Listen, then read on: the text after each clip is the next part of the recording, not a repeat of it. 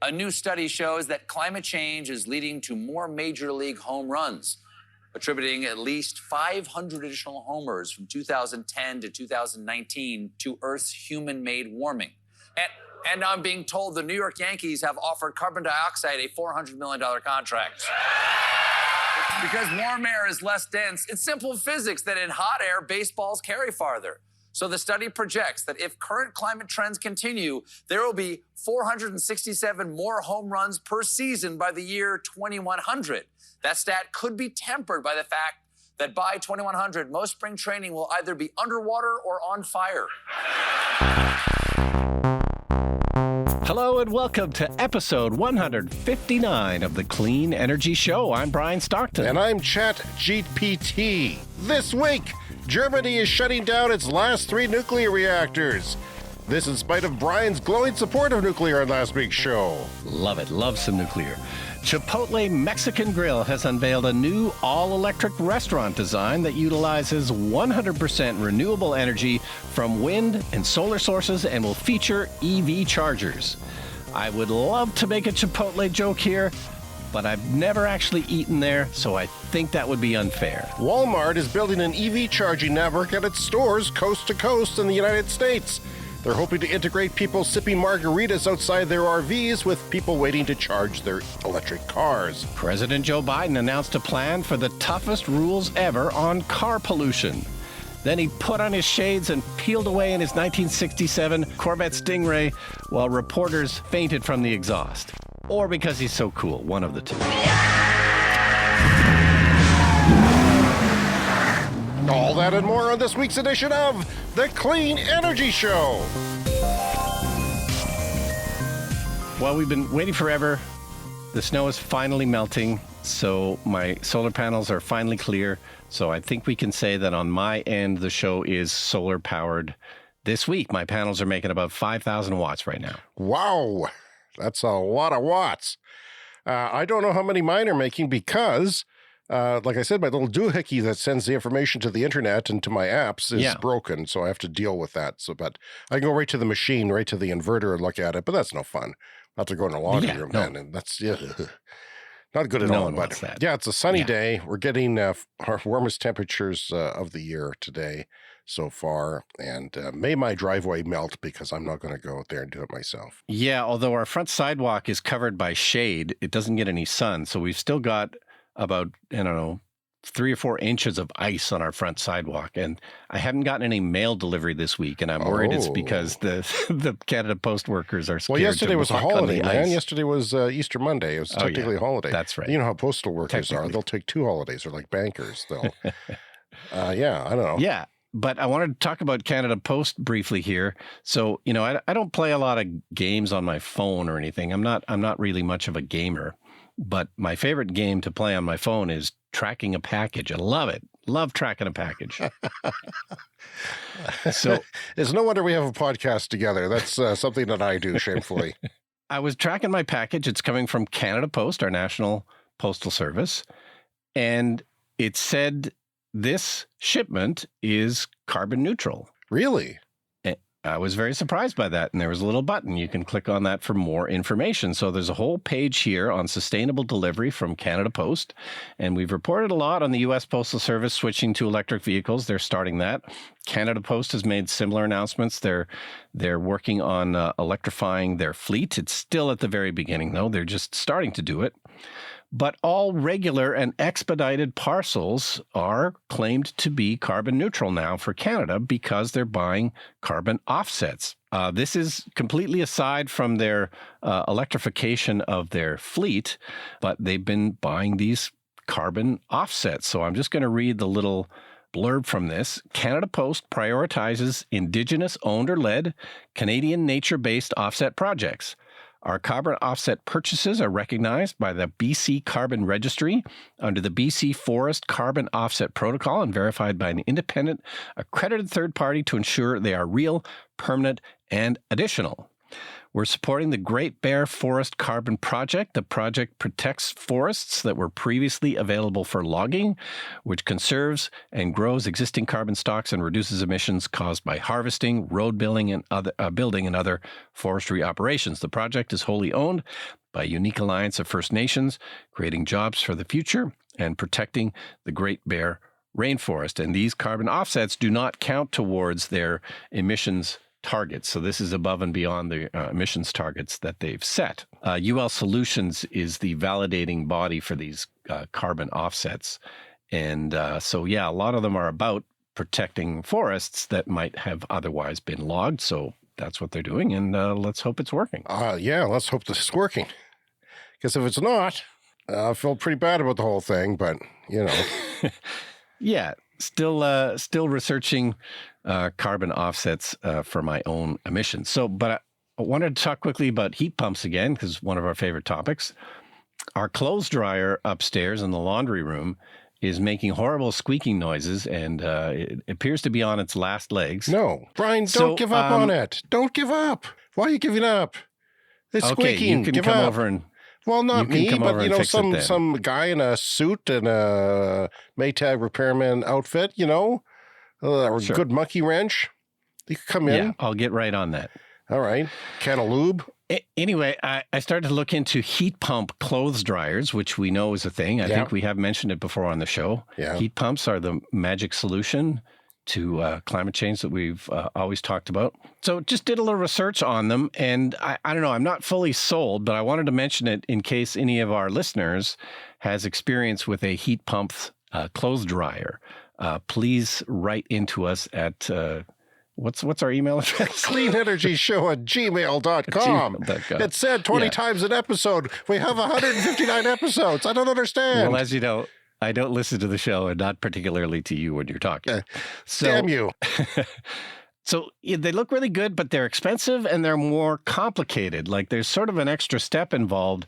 Like you not only have to clean the lint trap, which you do on all clothes dryers, but you also have to clean the kind of condenser coils, because the moisture condenses onto these coils and then drips out into a drain. Some of them just have a bucket you can empty if you don't have a drain in your laundry room. So one of the main advantages is people who aren't able to vent to the outside. Like you don't need to vent to the outside with one of these things. It just condenses the water into water. There's also condensing clothes dryers too that aren't technically heat pumps, but they work on a similar kind of system. But I don't know. I wasn't crazy about that extra step of having to vacuum these coils. That's more maintenance than I would like to do because I'm lazy. But yeah, if there's any of our listeners have experience with a heat pump clothes dryer, I would love to hear about it. And of course, yeah, like I said, they're also expensive. They're a lot more expensive. And then more complicated. So I'd be worried about them maybe not lasting as long would be other issue. Yeah, I can see that. But, like a fridge, we were talking about why don't we live in a really cold climate and we were fantasizing about fridges taking something from the outside air. Yeah. But then, it occurred to me, as I'm sure it did to many of our listeners, that that's really stupid because you're just moving energy, right? You're moving heat from inside the fridge to outside. And if it's cold out, why wouldn't you want the heat inside your house? You do want the heat inside your house. With a dryer, you're using heat and you're throwing it outside the house as it is now. You're venting heat and moisture outdoors through a vent, which is an opening in your wall, an extra opening, which is rarely, mine's not doing very well. I have to fix mine and make sure it's insulated. And they're impossible to really well insulate. So you take away that, and maybe you could, maybe there's an advantage there. Maybe there's some math that actually saves you more energy than you think because you're putting the heat back into the house in the wintertime, bad in the summer. Yeah. In the summer, of course, you don't necessarily want that heat, but... It's interesting. So did you find a very good selection of them, or were they kind of hard to come by? Yeah, not a huge selection, just a few units available. So we'll see. All right. Well, last week I had gone and seen my relatives done my first road trip and first charging of my EV. I forgot to tell you that my brother-in-law keeps mentioning he knows somebody in our town who's related to him or an in-law to him who has a Tesla and bought a lot of Tesla stock, and he's a millionaire now and really all about the Tesla and the self-driving. Well, this guy crashed his car last summer, I guess, Oh, no. Using either autopilot or full self-driving. Anyone local who's listening may know this story because it's driving me crazy. I don't know who this is. But I kind of almost remember seeing a video of it sort of jerking to the left and suddenly lurching into a guardrail. I thought he said he was in the U.S. and he totaled his car. So, of course, my brother-in-law thinks full self-driving stupid. Never going to happen. It just reaffirmed his crazy, he's a bit older than me. He's actually he could be 10 years older than me, which makes him very old, Brian. Very old. Puts him into a category of baby boomer. Very. And, baby boomers, God bless you, but you're old. And really, generally, have a hard time understanding the future or keeping an eye on the future. But when I told him, robotaxis exist in several cities around the world right now, as we speak, people are driving in them and not dying. He had a hard time with that. So, he said he'd basically never go in one. Yeah. Then people said they'd never go in cars. I'm going to stick to my horse, thank you. And, Yeah, of course. It's the same thing all over again whenever the world changes. It's just, Yeah. But I thought people were smarter now, and I thought people were more used to change. But, what are you going to do? What are you going to do? I never expected you to be so generous about the human race. Just wanted to mention quickly, this happened a couple of weeks ago. The graphic novel Ducks that we talked about on the show when it first came out, it won the Canada Reads competition, which is a big I heard bits and pieces of that, and I didn't know it was involved. Yeah, here in Canada, we have this big knockdown, drag-out, fistfight literary competition called Canada Reads, and each book on the short list is given a celebrity advocate to sort of argue for the book, and this is on the CBC. And Matea Roach was the advocate for Ducks. She was the famous Jeopardy, the Canadian Jeopardy champion who won, 20-some games, I think, on Jeopardy. But just wanted to mention that great book, deserves all the praise. Nice. Well, that's even more praise. That's like our version of Oprah's book club in Canada, isn't it? I mean, exactly. It'll get a big boost for the book, and I don't think she could have imagined it doing any better. What do you remember some of the praises it got? That did anything stand out to you, like that you hadn't thought of? Not specifically, though, but just to remind people, this is a memoir about working in the oil sands in Alberta. And it's a Canadian book, but it's been doing also very well all over the world. Okay, so Chipotle, the famous Mexican restaurant chain, has unveiled an all-electric restaurant design. And apparently there's a couple of these already open. I thought this was like a future sort of announcement, but this story is from Electrek, and there's a couple of these already in operation. And I think this is really interesting because, this is, of course, what chain restaurants do. They come up with a overall model for the chain, and then they build lots of stores with that model. So going ahead, they've got this all-electric restaurant design for Chipotle with solar and wind. There's rooftop solar, cactus leather seats. I don't know. That sounds a bit prickly, but cactus leather seats. Sounds good to me. I'm okay with it. I need any stimulation I can get. And they have, get this, heat pump water heaters. Wow. What's next? Clothes dryers? Yeah. So they've got biodegradable serviceware. I guess that's, takeout forks and stuff that are biodegradable. They have art made from recycled rice husks. Who knows what that is? They've got their art is biodegradable.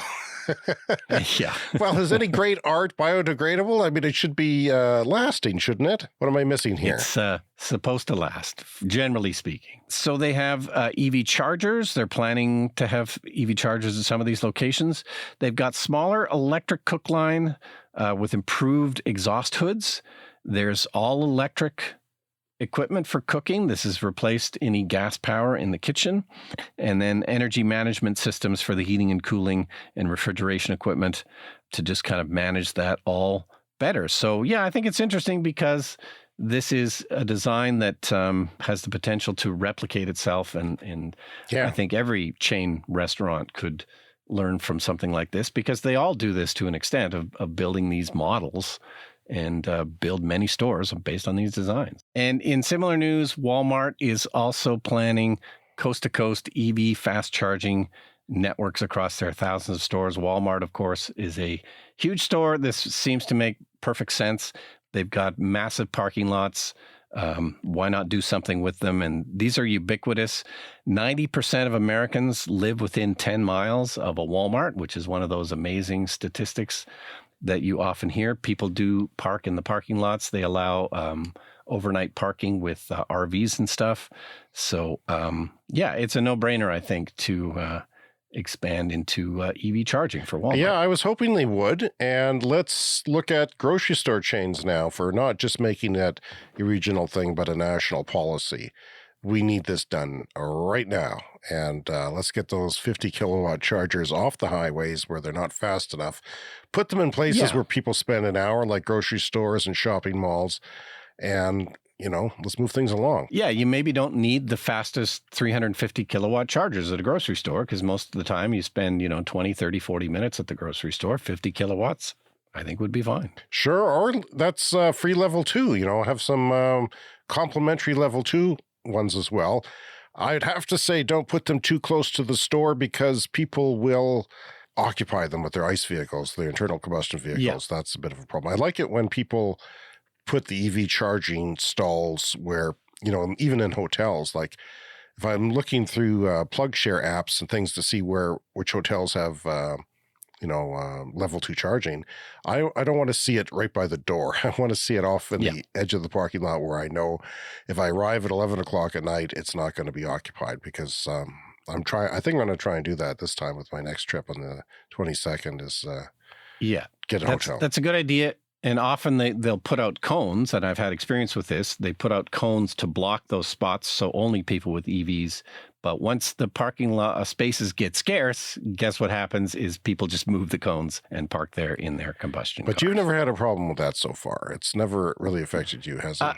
It was slightly an issue one time in Alberta, like in Lethbridge maybe, where we, the spots were taken, but the cord was long enough that I could stretch it to another spot. I see. I'm surprised hotels haven't done a better job with this. Like, they should be on top of this. And now we have the funding from the federal governments in both the United States and Canada for them to do stuff like this. They should be all over this because it's going, when I'm picking a hotel, I'm picking the one with the bloody EV charger. Yes. And if we have any hotel managers listening, I do this all the time. I always pick hotels that have chargers. So and get on EV there. adoption is exploding. You have to get ahead of this. Not behind it. So you don't want people angry and fighting over those chargers. So you want them to be everywhere. And we stayed again at the Fort Garry in Winnipeg, and we stayed there partly because they have an EV charger, and they had added another one. They used to only have one, and now they have two. So that's great. Well, that's nice. And we'll keep plugging hotels that have EV chargers, but there should be a lot more than there are. Best Western Plus is one that in Western Canada that I know has them, and we'll see who else adopts them. But IKEA, of course, is a good place. You charge at IKEA, but not everybody goes to IKEA every week. That's for sure. If you do, you have a problem, and I know there are people who do have that problem. Brian, Germany is shutting down the last of its 3 nuclear reactors this very week. We've talked about this for ages. They've delayed it due to the aggression of the idiot country Russia invading Ukraine. It was supposed to happen before this, but they wanted to make sure they got through the winter. The winter was easy. Could have been worse. We could have been having a different conversation, but, they are literally shutting down. The steam will stop to rise from them this week. Now, this is something that they've decided to do in spite of the energy crisis. They haven't changed their mind on this. The country is pulling the plug on its last 3 reactors on April 15th, betting it will succeed in its green transition without nuclear power, which is quite different than a lot of the attitudes in various other countries, including the United States and Canada. Germany is implementing the decision to phase out nuclear power that they had taken in 2002 and accelerated by Angela Merkel in 2011 after the Fukushima disaster. Fukushima showed that even in high-tech countries like Japan, the risk associated with nuclear energy cannot be controlled. So this is a risk assessment. This is people who are pro-nuclear will tell you that, everything's a lot safer now. Well, Fukushima was safer because Chernobyl happened, and other ones are safer because of Fukushima happened. Well, I don't know. And it costs a lot of money to keep them safe. It's also a question mark, that some people have. Mm-hmm. Yeah, and a controversial decision because, of course, this is low carbon energy, which we need more of right now. But these were nearing the end of their lives. And as we covered on one show, like just the regulations alone are, quite nearly insurmountable to keep an old nuclear plant going because you got to follow all of the safety protocols. The announcement convinced public opinion in a country where the powerful anti-nuclear movement was initially fueled by fears of a Cold War conflict. This dates back to the 70s. We've discussed this on the show before. And then by accidents such as Chernobyl, with just a few months to go before the initial deadline for closing the last 3 reactors on December 31st, the tide of opinion by the public began to change, though, because of the whole winter's coming, what's going to happen type of thing, with the energy crisis created by Russia. With the high energy prices and the issue of climate change, there were, of course, calls to extend the plants. So they decided to extend the operation of the reactors to secure the supply until 15th of April, which is now here. There might have been a new discussion if people were, had gas shortages or power cuts, but they didn't. It was a good winter for them. Not so much for us. It's just finally ending now. Come on. 16 reactors have been closed since 2003. So this is how many they've closed so far, and this is the last 3. These last 3, Brian, have supplied 6% of the country's energy this last year, compared to 30%, almost 31% in 1997 from nuclear in the country of Germany. So meanwhile, the share of renewables in the generation mix has risen to 46% by 2022. That's gone up and up and up, and that is more than 25. It was just 25. It's doubled in a decade, basically. So that's the rate that they're going. So by closing these down, they only have to replace 6% of their energy, which sounds absolutely doable. Hell, put solar panels on your parliament or something, or whatever the hell it is. I forget. Germany, what do? You're part of the EU. Yeah, the German parliament. Put them around your soccer stadiums. There you go. Throw some solar panels up around. That'll cover 6% for sure. This is the Clean Energy Show with Brian Stockton and James Whittingham. All right, so there's some new emissions rules in the U.S., and there's a couple of different things to cover. New rules for automobiles. So this is in addition to all of the incentives that have been in the Inflation Reduction Act, which in themselves are a huge boost for electric vehicles and will help to phase out gas-powered vehicles, but they're also including a new EPA rule that will force up to 60% of new car sales in the U.S. to be EVs in just 7 years by 2030. So they're aiming now for 60% EVs by 2030, with 64 to 70 to 67% by 2032. So, in addition to all the Inflation Reduction Act subsidies. Now, the way this works is they'll say an automaker has to have an average of, say, 50 miles a gallon fuel efficiency. So that's impossible if you've got your Ford and you're selling pickup trucks, and, they're not going to have that. Even hybrid versions. Gas-powered ones. Gas-powered ones, diesel-powered ones. So what they have to do is they have to sell EVs, right, to make up for the mix. EVs are zero emissions.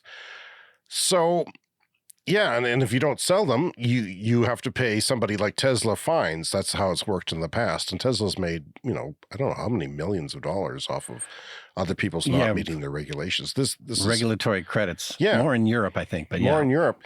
This is something that is in different jurisdictions around the world. It's one significant thing about this is that it's kind of mimicking what California is doing. The car makers have asked for a national policy because I think 13 states, including California, are all sort of together on their emissions. Like another 12 states will fall into line after California does something. The ZEV states. So, and this is a big deal because it actually works because people have to sell those cars, and if they have to give them away, fine. And that's what that's why some people have got Nissan Leafs maybe for $90 a month or something like that, after credits, so on leases. So, and it's why there's some good sales on gas-powered cars in China right now, because they're heading up against a rule that they're no longer be able to sell those past a certain point. But yeah, these kind of fleet rules for fuel economy have been around, I think, since the 70s, when we first started to get concerned about fuel economy. And it's been a very slow creep. It's like, yes, fuel economy has gotten slightly better with gas cars. But of course, the other thing that happened is that they started selling more pickup trucks and SUVs and stuff, which then brings it down. So, it's just been one of those things that there should have been more progress on fuel economy by now. And, but, the auto industry's always needed rules about this because they have never particularly cared about pollution. And this, Brian, this also ensures that they'll get the cars on the lots in places like where we live. A lot of the times, these cars go to California, Colorado, Vermont, New York, Quebec, and Canada. We need them everywhere, and we need them to start being available everywhere, and this forces them to do that as well. And it's very aggressive, and people are saying that it may not happen. It may get watered down because it's going to be difficult, actually. Even environmentalists say this is going to be a challenge to do this, just everywhere from mining on up the supply chain to the getting the cars onto the lots. But it's the right thing to do under the situation that we have. That is for damn sure. And hopefully this will happen efficiently and fully. Yeah, and it's a fairly easy calculation to make fleet-wide because, of course, there is an equivalent for electric cars called MPGE, like the miles per gallon equivalent for electric cars. And as we know, you can go on the websites and find out what the MPGE is for electric cars, but it tends to be like, around 120 miles per gallon, 100 miles per gallon. So those are the kind of figures that we're dealing with. And the more of those you have in your fleet, then the more it brings down your overall fuel economy. So, a huge incentive to put those electric cars into play. Yeah, I think, I'm not sure. I thought my Leaf was like 130. So it was between 100 and 130 usually is the range. Yeah. And you can see it on fueleconomy.gov, the American EPA website for fuel economy. Yeah, and you can compare. Some of the big heavy ones I think are not great. Like maybe the Hummer is not. No, I mean even I think the Jaguar is inefficient, and maybe the I-Pace. Like there's a few out there that aren't great.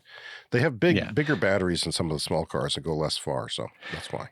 Anyway, in a companion story, this is from Power Magazine. The EPA moves to significantly tighten mercury and air toxics standards. So this, again, is more regulation for pollution, but this is to do with power generation. So they're just getting more specific on the limits for, emissions of mercury and acid gas hazardous air pollutants, such as hydrogen chloride and hydrogen fluoride. So these are new standards that will clamp down on that and make it tougher to pollute at the power generation stage as well. That's good to hear. And that's going, these things quietly go on in the background these days. There's so much going on. And there's not a lot of fuss about it. People are arguing about abortion pills, not that it isn't important, but those are the things that tend to make the headlines. But all this is going on in the background as well. These, they tried to make them cultural war issues, but they're less cultural war than other things. And it's happening. And, the power sector is going to adapt, and they're gonna do this. It's going to be harder in some places and a lot easier in others, but it's happening, and we are moving forward regardless of what your in-law in Calgary says, James. Amsterdam's Schiphol Airport. Schiphol Airport. Sure, that's exactly what I said. Amsterdam's Schiphol Airport has announced it is banning private jets. Like, that's their main airport, and taking further steps to reduce noise pollution and cut greenhouse gases. This is a bold, ballsy step here because, for one thing, you need your rich people, Brian. I don't necessarily believe in trickle-down economics, but I think a few rich people kicking around are generally good for a capitalist society. Yeah. Sorry to you, capitalist haters, but Brian and I hope to be rich one day. We hope to win the big one and fly around in our private helicopter. Like I've got a private jet on order right now. Yeah, it's just their backlog. It's a supply chain thing. It's a back order. Well, I'm sure it'd be emission-free if you did have one. But the point is, Bono can't land. Bill Gates can't land. The presidents can't land. Right. Is Air Force One a private jet? You've brought that up before in the show. I don't know. I'm assuming there's other airports that they can go to. Well, sure. They'll have to go to a smaller airport, which they can't because they're not a 747. The point being that a private aircraft is one of the worst things in terms of emissions because you're only moving a handful of people and it takes a massive amount of fuel. It's coming up fairly quickly. They're going to close the airport to private jets. They're barring planes from taking off between midnight and 6 a.m. Good for them. That's not, it's a matter of their society not having that noise pollution. And they can't land between midnight, I think at 5 a.m. or something like that, which will reduce total traffic by 10,000 flights per year. Raising standards for the type of planes that can use the airport to phase out noisier models. So they're restricting the time to cut noise pollution, and they're restricting noisier aircraft. So you'll have to bring in your quieter, more modern aircraft to the airport if you want to land there. And there'll be any plans to construct the additional runway that they were planning on building. And this is what pisses me off, Brian, because where we live, I'm going to say it out loud now, Regina, Saskatchewan, Canada, where we get everything wrong. That's why we're broadcasting from here. We found the place where everything is ass backwards and just wrong when it comes to climate. And they want to expand their airport to bring in bigger planes because that's the future. So they thought, without picking up a freaking newspaper. Getting mad again. I have to get my defibrillator going. That's a little better. Whew. Nothing like a good shot. Another thing is the private and small business travel that takes off from Amsterdam, they say, burns 20 times more. I thought it was 20%. I'm reading it wrong. It's 20 times more climate warming carbon dioxide per passenger than commercial flights. 20 times. So if you're on a private jet, 20 times more. It's further calculated that the three first measures together will reduce the number of people experiencing nuisance near the airport by 16% and the number of nearby residents being woken up at night by air traffic by 54%. So apparently that's an issue, and I'm sure it always is at a busy airport. Yeah, and of course the fumes around the airport too. I know there's been studies about that, of collecting samples of air from near airports. And, when you land in Toronto, can't you smell it? Like I always really smell it when I land in Toronto. It's not Toronto that I smell as much as the airport. So when you land, they switch something with the ventilation system. Really? And you can, I think so. Yeah, like it's something changes in the ventilation system, and you maybe start getting air in from the outside, something like that. Well, I remember walking outside of Pearson to get a cab or something. It always just, no thank you. This is just, although air's not terribly fresh here. I think we have among the highest sort of per capita carbon emissions of anywhere in the world, but we also have tons of space, so it tends to blow away. And it tends, but they put the refinery a couple of kilometers away from me. Okay. Oh, your house stinks, of course. That's a given. I'm triangulated between that and a steel factory. It just sucks. I just got to get out of here. It's time for the tweet of the week. This is Jean from the EV universe. Jean of the EV universe. He says, this is nuts. Tesla almost caught Nissan in revenue in 2022. Tesla was a little bit behind Nissan. Tesla will pass Nissan in revenue this year. And what does Nissan do? They come out with a crappy EV after 13 years of having an EV. They don't learn anything from it. And they come out with I want to do a comparison of the Japanese EVs because they've gotten it wrong. Every time I see reviews, it's like, wrong. You've got this wrong. They're half-assed attempts, Brian. They're not even full attempts. They're just like, we have to do this. And we tend to talk more about Toyota because they're the biggest player. And then they're, of course, very flagrantly trying to avoid making EVs and fighting against EV rules. Nissan has become a much smaller player in all of this. I'm a huge, like my first new car I bought was a Nissan. Yeah. So I've always been a Nissan fan. But they're not in good shape. Their sales have not been good. They are, they're going to be in trouble soon. They are going to be in trouble soon. I mean, for real, they are really going to be in trouble soon before Toyota, because Toyota is such a big company. Yeah, and they don't quite have the brand loyalty of Toyota, which will prop them up for a little bit longer. But yeah, Nissan sales are not good, I'm sad to say. Time for the lightning round. The lightning round is a fast-paced look at the latest headlines in climate, clean energy, and transportation. Tesla to build a Megapack factory in Shanghai. Your thoughts, Brian Stockton? This sounds big.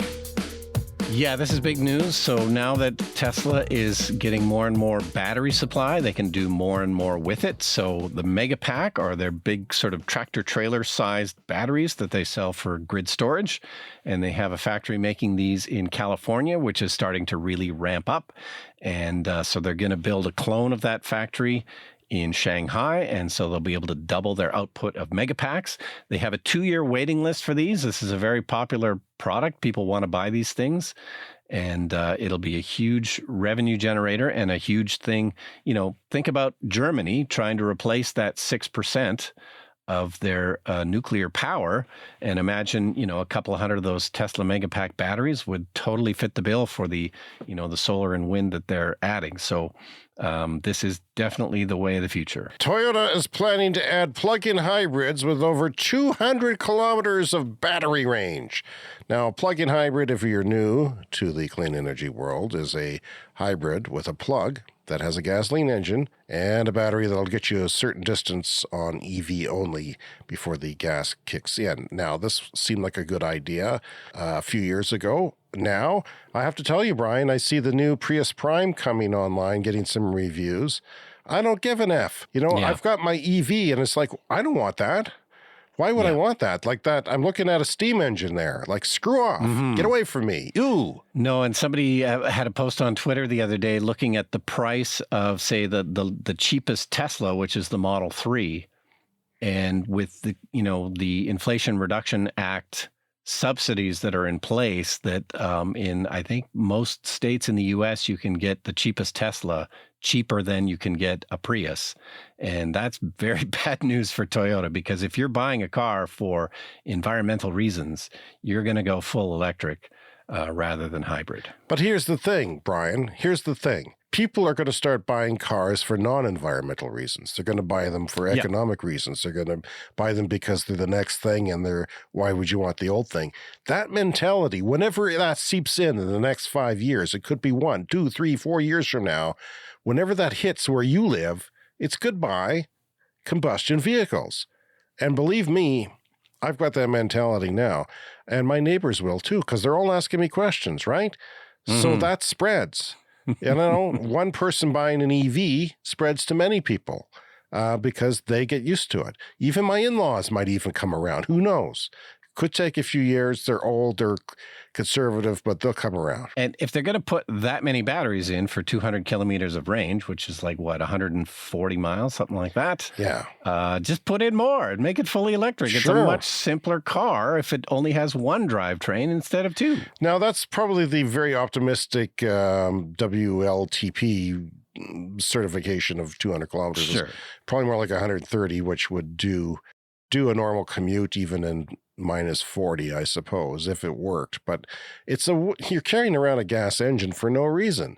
Then you're getting the oil changed and the spark plugs looked at and all inspected for no reason. It's crazy. And I keep watching our friends, the Straight Pipes, on YouTube, and they're still reviewing electric cars and gas cars, and because they've had such bad experiences charging non-Tesla electric cars, they're kind of big on plug-in hybrids right now. Like it's a really, there's a brief window here where the charging infrastructure is maybe not in place.